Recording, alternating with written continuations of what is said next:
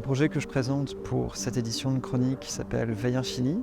Il s'agit d'une installation transmédia qui incorpore de la réalité virtuelle, un court-métrage en images de synthèse, différents éléments sculpturaux réalisés par conception et fabrication assistée par ordinateur, et qui porte sur les stratégies de prédation des grandes plateformes du numérique, on peut penser aux GAFAM, qui porte sur la manière dont elles ont cherché, elles rompent aujourd'hui les régimes d'opposition traditionnels entre vie publique et privée, entre temps de travail et de repos, et comment, ce faisant, elles grignotent un temps jusqu'ici considéré comme improductif, la nuit. Comment est-ce qu'elles le transforment à des fins utilitaires et marchandes.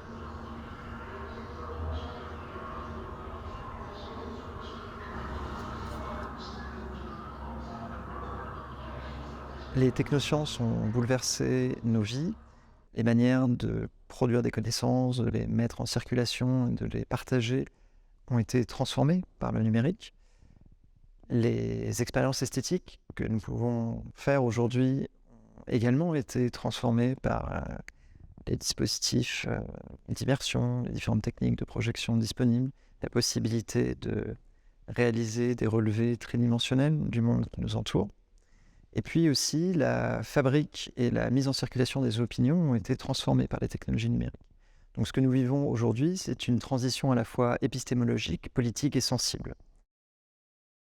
Le projet s'intègre pleinement à cette logique.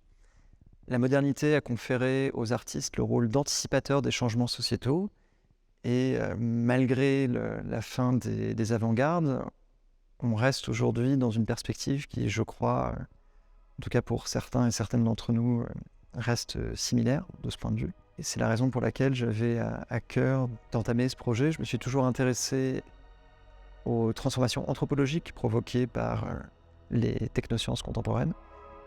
Et parler du sommeil était un sujet qui me tenait à cœur depuis longtemps. Chronique a été l'occasion de concrétiser cette envie.